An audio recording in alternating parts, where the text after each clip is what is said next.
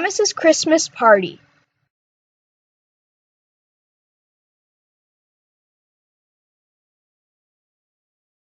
Mrs. Kindly lives in a cottage by the railway.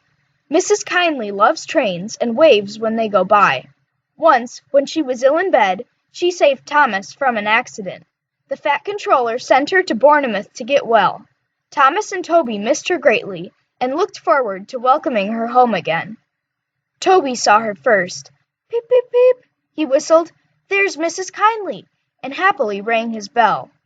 His driver, firemen, and all the passengers waved to welcome her home. Thomas was pleased too. His trains were heavy at Christmas time.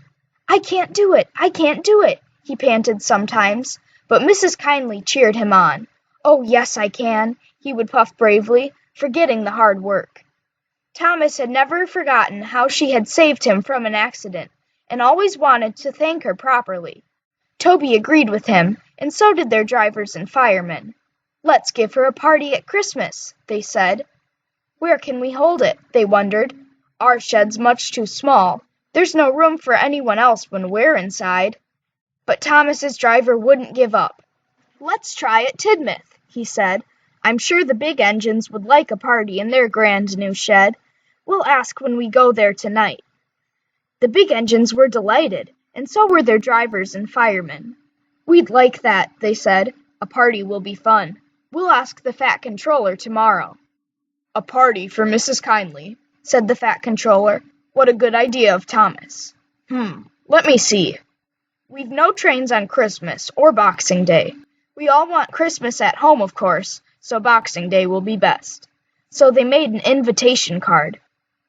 "Thomas, Toby, and friends request the pleasure of the company of Mr. and Mrs. Kindly at a party at the new engine shed, Tidmouth, on Boxing Day at 5 p.m.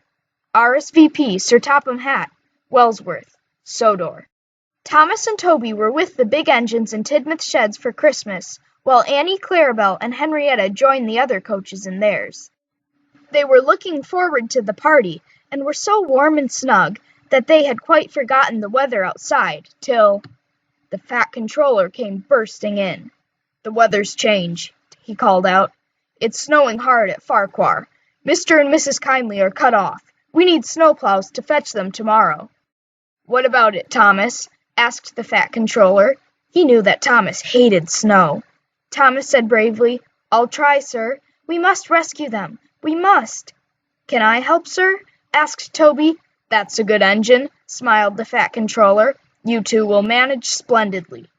Early morning, Thomas and Toby were both fitted with snowplows and arranged back to back with a van carrying workmen coupled between them. They charged the snowdrifts fiercely. Sometimes they swept the snow aside, sometimes they stuck fast. When they stuck, they drew back so that men from the van could loosen the hard-packed snow. Then on they went again. It was hard and tiring work for everybody. But at the cutting near the cottage, they could go no further. "Look at that!" exclaimed Thomas's fireman. "Beep, beep, beep! Here we are!" whistled Thomas. The snow was so deep round the house that the answer came from an upstairs window. "Toot, toot, toot! So are we!" came from behind the cottage. "That's Terence," said Thomas excitedly. "He's come to help too." Sure enough, Terence also had a snowplow and was working hard to clear the road. The two parties met to make a plan. Terence's gang promised to clear the snow from round the house, while the railway gang dug a path from the house to the line. Meanwhile at Tidmouth, Henrietta was being swept, dusted, and decorated as never before.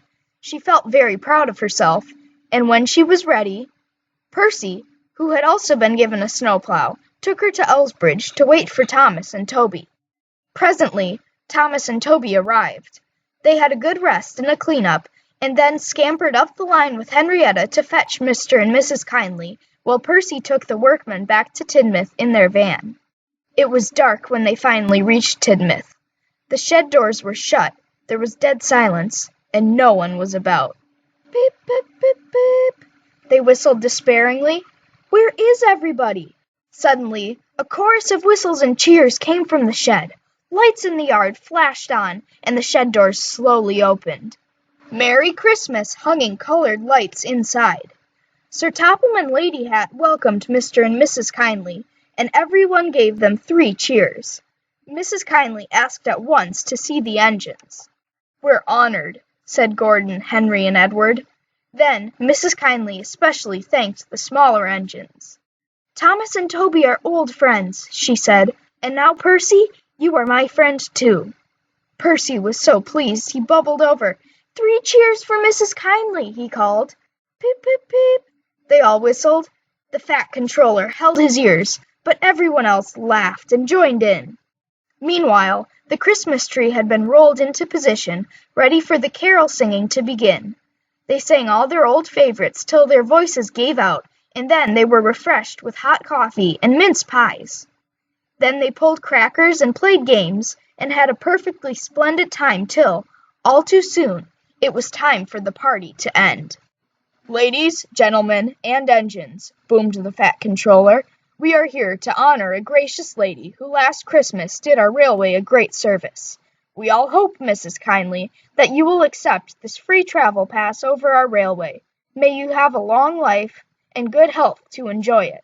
Cheers followed, and to the strains of "For she's a jolly good fellow," punctuated by whistles, Sir Topham and Lady Hat took Mr. and Mrs. Kindly away to stay with them at Wellsworth till the weather improved. The last guest left, and the doors of the shed were closed. "What a lovely party," said Edward. "Thank you, Thomas, Toby, and Percy." "And so say all of us," hummed Gordon, but no one finished the song. Tired and happy, they were all fast asleep.